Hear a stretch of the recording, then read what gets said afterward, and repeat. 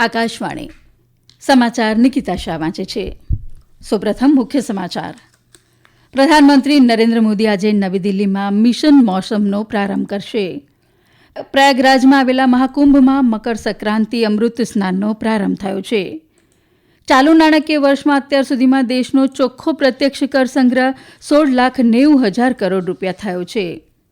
આવતીકાલે યોજાનાર UGC net December 2024 પરીક્ષા મુલતવી રાખવામાં આવી છે. આજે દેશના વિવિધ ભાગોમાં મકર સંક્રાંતિની પરંપરાગત રીતે ઉજવણી થઈ રહી છે અને ખોખો વિશ્વકપમાં ભારતે ગઈકાલે ગ્રુપ એ મુકાબલામાં નેપાળને હરાવી પોતાના અભિયાનનો વિજયી પ્રારંભ કર્યો છે. સમાચાર વિગતવાર. પ્રધાનમંત્રી નરેન્દ્ર મોદી આજે નવી દિલ્હીમાં મિશન મોસમનો પ્રારંભ કરશે. મિશન મોસમનો ઉદ્દેશ્ય દેશને હવામાન તૈયાર અને આબોહવા સ્માર્ટ રાષ્ટ્ર બનાવવાનો છે. શ્રી મોદી ભારતીય હવામાન વિભાગના 150મા સ્થાપના દિવસ નિમિત્તે ભારત મંડપમમાં આયોજિત એક કાર્યક્રમમાં આ મિશનનો પ્રારંભ કરશે.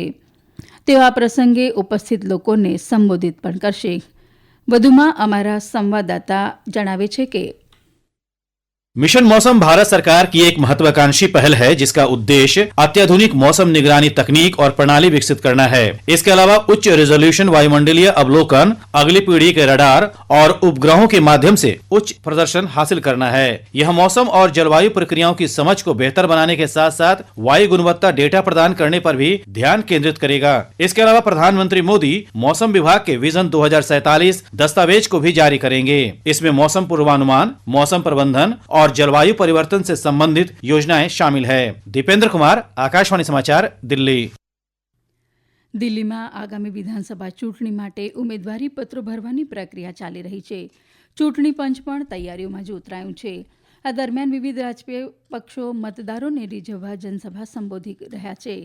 દિલ્હીના સિલમપુરમાં એક જાહેર સભાને સંબોધતા કોંગ્રેસના વરિષ્ઠ નેતા રાહુલ ગાંધીએ આરોપ લગાવ્યો કે દિલ્હીના ભૂતપૂર્વ મુખ્યમંત્રી અરવિંદ કેજરીવાલ દિલ્હીમાં તેમના ચૂંટણી વચનો પૂરા કરવામાં નિષ્ફળ ગયા છે. તેમણે કહ્યું કે દિલ્હીમાં પ્રદૂષણ અને મોંઘવારી વધી રહી છે. શ્રી રાહુલ ગાંધીએ કહ્યું કે જો કોંગ્રેસ પાર્ટી સત્તામાં આવશે તો તેઓ પછાત સમુદાયના લોકોને મુખ્ય પ્રવાહમાં લાવશે અને દિલ્હીમાં વિકાસ સુનિશ્ચિત કરશે. શ્રી ગાંધીએ એવો પણ આરોપ લગાવ્યો કે ભાજપ બંધારણનો નાશ કરી રહી છે અને લોકોમાં નફરત ફેલાવી રહી છે. પ્રયાગરાજમાં આવેલા મહાકુંભમાં મકર સંક્રાંતિ અમૃત સ્નાન ચાલી રહ્યું છે. 13 અખાડાઓમાંથી દરેક અખાડાને તેના નિર્ધારિત સમય અને ક્રમની જાણ કરવામાં આવી છે. મહાનિર્વાણી પંચાયતી અખાડો આજે વહેલી સવારે ત્રિવેણી સંગમમાં પવિત્ર સ્નાન કરનારો પહેલો અખાડો હતો. શ્રી પંચાયતી અખાડો નિર્મલ અમૃત સ્નાન કરનારો છેલ્લો અખાડો હશે. આ ભવ્ય કાર્યક્રમ માટે સઘન સુરક્ષા વ્યવસ્થા ગોઠવવામાં આવી છે. ગઈકાલે પોષ પૂર્ણિમાના રોજ વિશ્વના સૌથી મોટા આધ્યાત્મિક અને સાંસ્કૃતિક મેળાવડા મહાકુંભનો પ્રારંભ થતાં 1,50,00,000થી વધુ શ્રદ્ધાળુઓ અને યાત્રાળુઓએ પવિત્ર સ્નાન કર્યું. આ પ્રસંગે બિહારના પૂર્વ મુખ્યમંત્રી જીતનરામ માંઝીએ મહાકુંભ અંગે જણાવ્યું કે મહાકુંભ ધાર્મિક આસ્થાની સાથે સાથે દેશની અને ઉત્તર પ્રદેશના આર્થિક ક્ષેત્રને વધુ મજબૂત કરશે. सबको आकर के वहाँ पर इस कुंभ में और इसका आर्थिक भी है, जैसा कल हम सुन रहे थे कि 2 लाख करोड़ से ज़्यादा का इसमें आर्थिक लेन देन होगा. तो ये भारत के लिए और उत्तर प्रदेश के लिए बड़ी चीज़. ચાલુ નાણાકીય વર્ષમાં અત્યાર સુધીમાં દેશનો ચોખ્ખો પ્રત્યક્ષ કર સંગ્રહ લગભગ 16% વધીને 16,90,000 કરોડ રૂપિયા થયો છે. Central board of direct taxes અનુસાર ગ્રોસ ડાયરેક્ટ ટેક્સ કલેક્શનમાં પણ લગભગ 20%નો વધારો થયો છે અને તે 20 લાખ કરોડ રૂપિયાથી વધુ છે. આ આંકડો ગયા નાણાકીય વર્ષના સમાન સમયગાળા દરમિયાન થયેલા લગભગ 17 લાખ કરોડ રૂપિયાના કર સંગ્રહ કરતાં ઘણો વધુ છે. આમાંથી કોર્પોરેટ ટેક્સનો ફાળો લગભગ 10 લાખ કરોડ છે, જ્યારે નોન કોર્પોરેટ ટેક્સનો ફાળો લગભગ 11 લાખ કરોડ છે. યુજીસી નેટ ડિસેમ્બર 2024ની પરીક્ષા જે આવતીકાલે યોજાવાની હતી તેને મુલતવી રાખવામાં આવી છે. નવી તારીખ પછીથી જાહેર કરવામાં આવશે.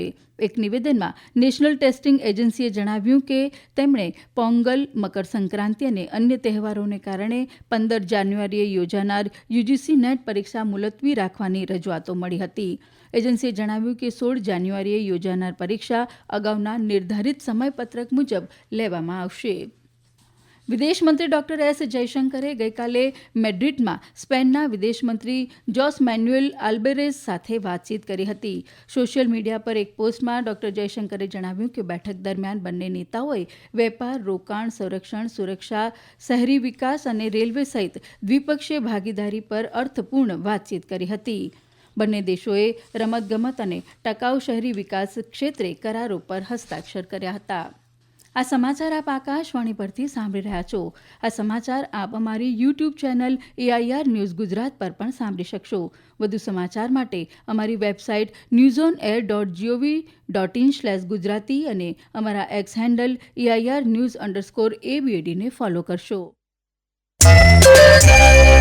સિંગાપોરના રાષ્ટ્રપતિ થર્મન શરમુગરત્નમ આજથી ભારતની 5 દિવસની મુલાકાતે આવશે. તેમની સાથે મંત્રીઓ, સંસદ સભ્યો અને અધિકારીઓ સહિત ઉચ્ચસ્તરીય પ્રતિનિધિમંડળ પણ આવશે. સિંગાપોરના રાષ્ટ્રપતિ તરીકે આ તેમની પ્રથમ ભારત મુલાકાત હશે. મુલાકાત દરમિયાન તેઓ રાષ્ટ્રપતિ અને પ્રધાનમંત્રી સાથે સંવાદ કરશે. શ્રી થર્મનની આ મુલાકાતથી ભારત સિંગાપોરના સંબંધોને વેગ મળશે. આજે દેશના વિવિધ ભાગોમાં મકર સંક્રાંતિની ઉજવણી કરવામાં આવી રહી છે. મકર સંક્રાંતિનો તહેવાર પાનખર ઋતુના અંત અને શિયાળાની ઋતુની શરૂઆતનું પ્રતીક છે અને આ તહેવાર દેશના અલગ અલગ ભાગોમાં અલગ અલગ નામોથી ઓળખાય છે. તે તામિલનાડુમાં પોંગલ, ગુજરાતમાં ઉત્તરાયણ, આસામમાં ભોગાલી બિહુ અને પશ્ચિમ બંગાળમાં પોષ સંક્રાંતિ તરીકે ઉજવવામાં આવે છે. ગુજરાતમાં વહેલી સવારથી જ પતંગ રસિયાઓ અગાસી, ધાબા ઉપર ચડી પતંગનો આનંદ માણી રહ્યા છે. ઠેર ઠેર કાપ્યો છેનો નાદ ગુંજી રહ્યો છે. બાળકો, યુવાઓ સહિત વયોવૃદ્ધ સવારથી જ મંદિરોમાં દર્શન કરી દાન પુણ્ય કરી રહ્યા છે. સાથે જ ચીક્કી, બોર, શેરડીઓ લઈ ધાબા પર ચડી ગયા છે અને મજા માણી રહ્યા છે. અને આજે સારો પવન પણ ફૂંકાઈ રહ્યો છે, જે પતંગ રસિકોની મજામાં વધારો કરી રહ્યો છે. ખોખો વિશ્વકપમાં ભારતે ગઈકાલે ગ્રુપ એ મુકાબલામાં નેપાળ સામે 42-37થી રોમાંચક જીત સાથે પોતાના અભિયાનનો વિજય પ્રારંભ કર્યો છે. મેચ પહેલા ઉપરાષ્ટ્રપતિ જગદીપ ધનખડ, ભારતીય ઓલિમ્પિક એસોસિએશનના પ્રમુખ PT ઉષા અને ખોખો ફેડરેશન ઓફ ઇન્ડિયાના પ્રમુખે મશાલ પ્રગટાવી આ પરંપરાગત ભારતીય રમતનો વૈશ્વિક સ્તરે પ્રારંભ કરાવ્યો. આ સ્પર્ધામાં 20 દેશોની ટીમો ભાગ લઈ રહી છે. ખોખો ફેડરેશન દ્વારા પ્રતિક વાઇનેકરને પુરુષ ટીમના કેપ્ટન તરીકે નિયુક્ત કરવામાં આવ્યા છે, જ્યારે પ્રિયંકા ઇંગલે મહિલા ટીમનું નેતૃત્વ કરશે. આ સ્પર્ધાની ક્વાર્ટર ફાઇનલ 17 જાન્યુઆરીએ, સેમીફાઇનલ 18 જાન્યુઆરીએ અને ફાઇનલ 19 જાન્યુઆરીએ યોજાશે.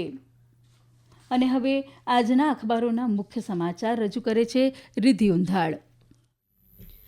આજના તમામ અખબારોમાં મહાકુંભના મેળાના સમાચાર હેડલાઇન્સમાં જોવા મળી રહ્યા છે. ગુજરાત સમાચાર, સંદેશ, નવ ગુજરાત સમય અને દિવ્ય ભાસ્કર હિન્દી અખબાર રાજસ્થાન પત્રિકાએ મહાકુંભના પ્રથમ દિવસે 1.5 કરોડ કરતાં વધુ શ્રદ્ધાળુઓ સ્નાન કર્યું હોવાના સમાચાર તસવીરો સાથે મુખ્ય સમાચાર સ્વરૂપે રજૂ થયા છે. અકસ્માતમાં ઘાયલોને હોસ્પિટલ પહોંચાડનારાને સરકાર 25,000નું ઇનામ આપશે તેવી હેડલાઇન સંદેશ દૈનિકે બનાવી છે. જ્યારે તમામ અખબારોએ કેગનો રિપોર્ટ રજૂ કરવામાં દિલ્હી સરકારે મોડું કર્યું હોવાના હાઈકોર્ટના નિવેદનના સમાચાર પણ પહેલા પેજ ઉપર જોવા મળી રહ્યા છે. જ્યારે સ્પોર્ટ્સના સમાચારમાં ચેમ્પિયન ટ્રોફી માટે 6 દેશોને ટીમ જાહેર કરી પણ ભારત અને પાકિસ્તાનની ટીમની જાહેરાત બાકી હોવાના સમાચાર પણ જોવા મળી રહ્યા છે. India open super 750 badminton tournament આજથી નવી દિલ્હીના કેડી જાદવ ઇન્ડોર હોલ ખાતે શરૂ થશે. તેમાં 36 ભારતીય સહિત 200થી વધુ ટોચના બેડમિન્ટન ખેલાડીઓ ભાગ લેશે. આજે મહિલા સિંગલ્સના રાઉન્ડમાં PV સિંધુ તાઇવાનની સુંગ સુઓ યુન સામે ટકરાશે. પુરુષ ડબલ્સમાં સતીશ કરુણાકરણ અને આયદા વરિયથનની ભારતીય જોડી મલેશિયાની જોડી સામે ટકરાશે. અંતમાં મુખ્ય સમાચાર ફરી એકવાર. પ્રધાનમંત્રી નરેન્દ્ર મોદી આજે નવી દિલ્હીમાં મિશન મોસમનો પ્રારંભ કરશે. પ્રયાગરાજમાં આવેલા મહાકુંભમાં મકર સંક્રાંતિ અમૃત સ્નાનનો પ્રારંભ થયો છે. આવતીકાલે યોજાનાર UGC નેટ પરીક્ષા મુલતવી રાખવામાં આવી છે. આજે દેશના વિવિધ ભાગોમાં મકર સંક્રાંતિની પરંપરાગત રીતે ઉજવણી થઈ રહી છે. અને ખોખો વિશ્વકપમાં ભારતે ગઈકાલે ગ્રુપ એ મુકાબલામાં નેપાળને હરાવી પોતાના અભિયાનનો વિજય પ્રારંભ કર્યો છે. આ સાથે આકાશવાણી પરથી સમાચાર પૂરા થયા.